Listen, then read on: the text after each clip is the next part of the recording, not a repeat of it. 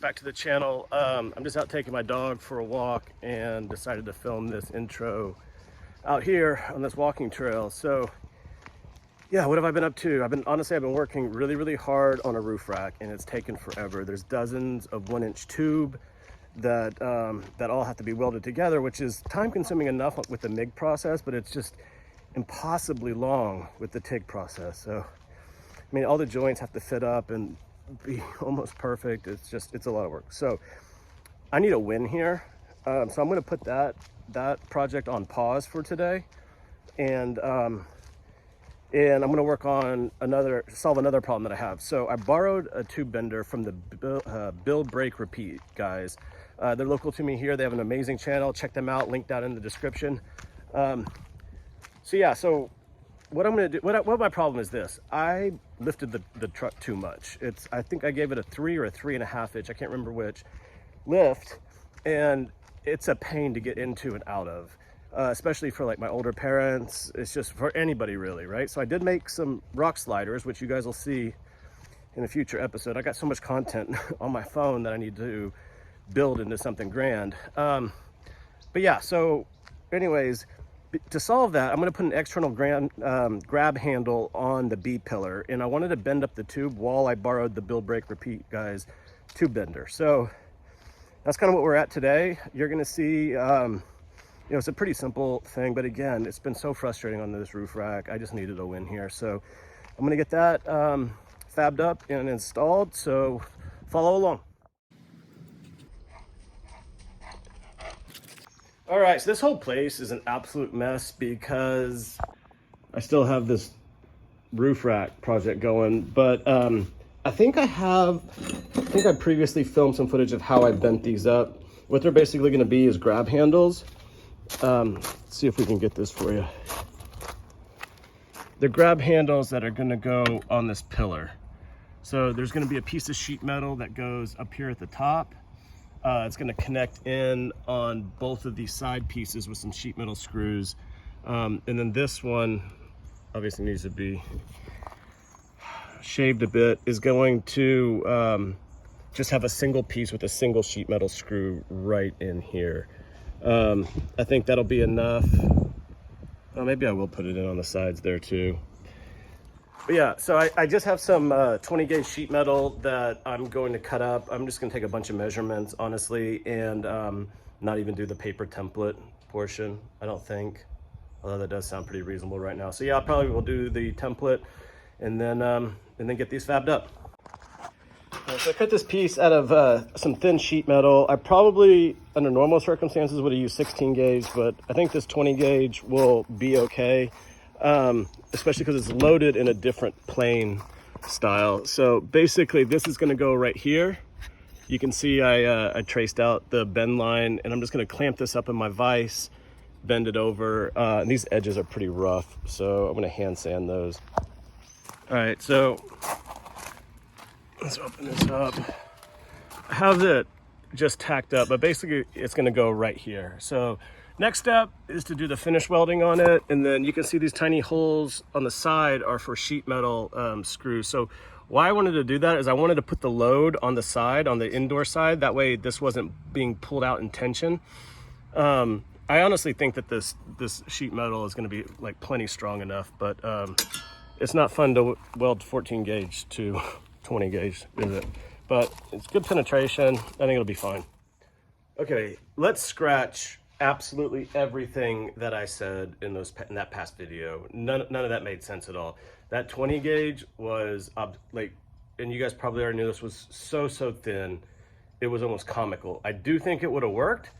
The problem is I couldn't get the 14 gauge to weld to it efficiently, and let me show you what it looks like. And after making all these pieces, hand sanding them, making everything look nice, I get this crap. So that's not going to work. It was just blowing through like crazy. I mean, I was having to trying to fill in holes. It's absolute garbage. So rather than run all the way into Dallas, I went to a local big box hardware store and got this overpriced piece of 16 gauge. I really wanted 14 gauge, just to weld 14 gauge to 14 gauge. I felt like it would have been easier. but that's what they had, and I paid way too much for it anyways. The good part is I have all the measurements from yesterday already written down, so it should go pretty easy drawing all this stuff up. I got to run a quick errand afterwards, and then I'll probably cut it up, sand it, bend it, and then cut all this stuff off. Again, that's gonna be an awful lot of fun, and clean this back up to standard, and yeah, just get it welded back on. All right, let's see if we can do this with all the sun bouncing around. Here's really the kind of the finished product. You can see the two self tappers that go in right here. They're stainless. I don't really like that I did countersunk, so I might try to find black oxide coated stainless button heads instead. I mean, it's not perfect. You can see I couldn't get my weld in up top, so I don't know what I'm gonna do about that. If you guys have any suggestions, let me know. I think I might, after I paint it, just silicone it, so you can see it was too tight to stretch everything into it. But overall, it's like extremely strong. And it doesn't stick out that far, really. So let's get this thing in paint, do the big reveal, and call this one done. All right, so this is a wrap on that video. I finished this today, but I finished a lot of other things, but I just needed to get that quick win, like I mentioned in the first one. It ended up taking an extra day because life got in the way, doctor's appointments, blah, blah, blah, new house, etc., etc. But yeah, so what I did was I just used some stainless countersunk sheet metal screws to attach the handle to the actual car itself, or the truck itself, and it kind of works. I don't have a lot of experience with self tappers, so it's a little bit weird. It kind of felt loose whenever I did it again, so I may go back in with some riv nuts and maybe like 1/4 inch button heads or something. If not, I'll go back in with some stainless black oxide coated button heads to get this thing done. But overall, I mean, I think it works. I think it's a good upgrade for anybody that's like lifted their car. I mean, to me, it doesn't stick out too far. It's easy breezy. It's really sturdy, honestly. Like, you could shake the whole car with this thing, and these are just 8 sheet metal screws per side going in. So I mean, I think it's worth it. It's easy just to jump in. Like I mentioned, I did build some sliders. They don't stick out as much as I would have hoped to do, so those are a little challenging.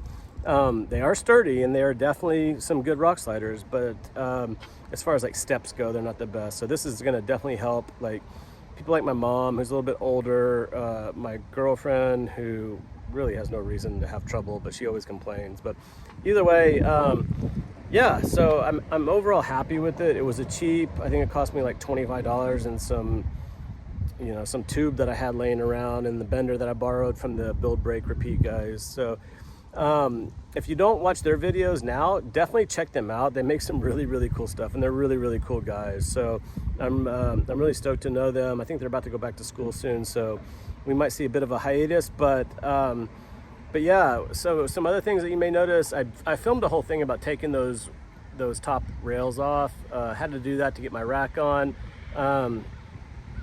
Honestly, you guys can figure that out. There's good YouTube videos on how to drop the headliner and pull that out. It's a pain. And the plastics by Land Rover are made by Fabergé. They're extremely fragile, so be very careful if you try it. But yeah, the rest of the day I worked on the roof rack, got that up. It's getting there. It's a long project. I mean, to be honest with you, that race car that I built years ago, I mean, that probably had 75% of the welds that this roof rack has. So it just takes so long welding it.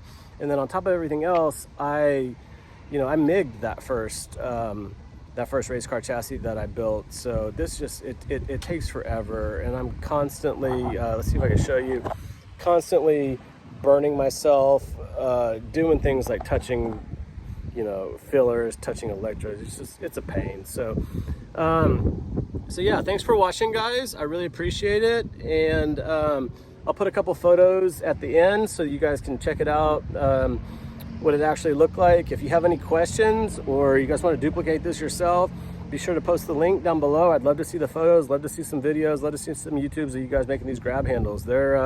It's a good addition. If you can get by the if you like the aesthetic of it, then it'll be perfect for you. So yeah, that's great, guys. Thanks for everything, and I'll see you with a couple more in a couple more episodes.